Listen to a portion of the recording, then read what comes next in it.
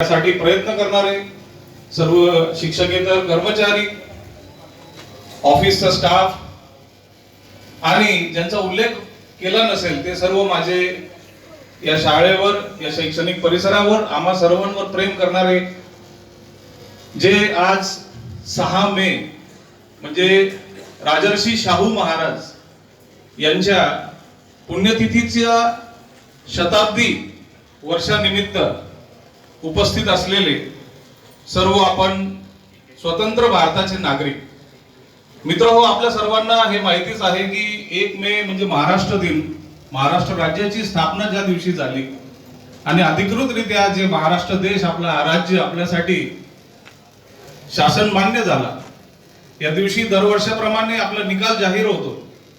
आपण अभिमानाने, स्वाभिमानाने हा दिन साजरा करतो.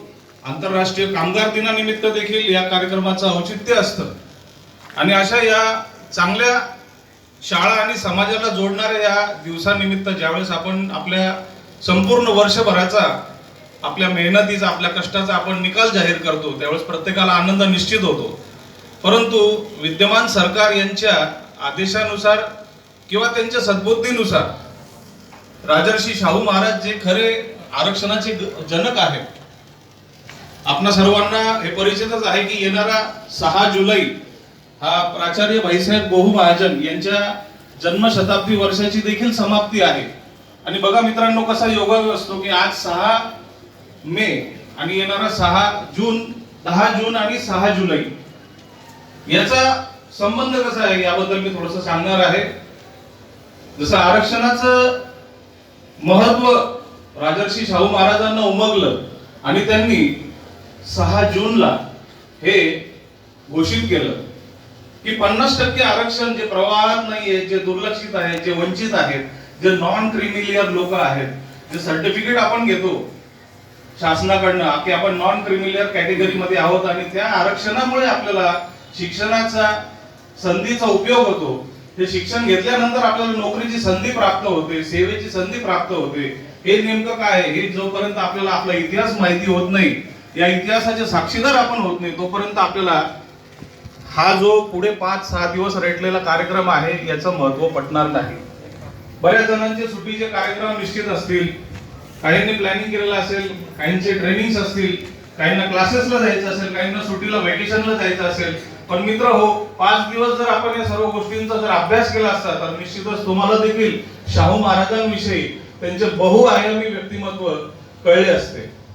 फक्त आरक्षणच नाही तर महिलांविषयी देखील त्यांनी त्यांचे पुनर्विवाह म्हणजे मराठा समाज आणि धनगर समाजामधले 100 विवाह त्यांनी पुनर्विवाह महिलांना करून देऊन त्यांचं आयुष्य खरोखर सार्थ केलं. ज्या काळामध्ये शिक्षणाची गरज होती, मी आज मुद्दामून फलक लेखनावर डॉक्टर बाबासाहेब आंबेडकर यांचा देखील फोटो ठेवलेला आहे की ज्या काळामध्ये बाबासाहेबांना शिक्षण घेत असताना पैशांची उणीव भासत होती, त्यावेळेस हा मोठ्या दिलाचा राजा छत्रपती म्हणून त्यांनी त्यांची भूमिका पार पाडली. त्यांनी राजर्षी म्हणून त्यांना डॉक्टर बाबासाहेबांना आर्थिक मदत केली. फक्त शिक्षणासाठीच नाही तर मूक नायक हा जो त्यांचा नियतकालिक होता, ज्यातून ते समाज प्रबोधन करत होते, याला देखील त्यांनी भरभरून अशी 2500 रुपयाची त्या काळातली मदत जाहीर केली. आणि त्यामुळे बाबासाहेब आपल्याला समजले, बाबासाहेबांचे विचार आपल्याला समजले. अशी ही त्यामध्ये असलेली गुरु शिष्य ही जी परंपरा होती ही आपल्याला लक्षात येते. दलितांचे, वंचितांचे, दुर्लक्षितांचे महानायक म्हणून बाबासाहेबांना तसेच महात्मा फुलेंना शाहू महाराजांनी सर्व जनतेसमोर पुरस्कृत केले. आणि एवढेच नाही केले तर त्यांच्या विचारांनी प्रभावित होऊन ही जी काही आपल्या नवीन महाराष्ट्राची जी ओळख तयार होत आहे, जिथे प्रत्येकाला, मग ते विद्यार्थी असो, कलाकार असो, महिला असो किंवा सर्व जे काही ज्यांना आरक्षणाचा फायदा होतो, या सर्वांचे जनक शाहू महाराज होते. जसं सरांनी उल्लेख केला, जे मस्तावलेले होते, जे धुंदीत होते, असे सर्व प्राणीच नाही तर मनुष्यांना देखील त्यांनी त्यांचं डोकं ठिकाणावर आणलं आणि त्यांना राजाश्रय देत अनेक अशा कुस्तीपटूंना, अनेक अशा पैलवानांना त्यांनी समाजाच्या प्रवाहामध्ये आणण्याचा प्रयत्न केला.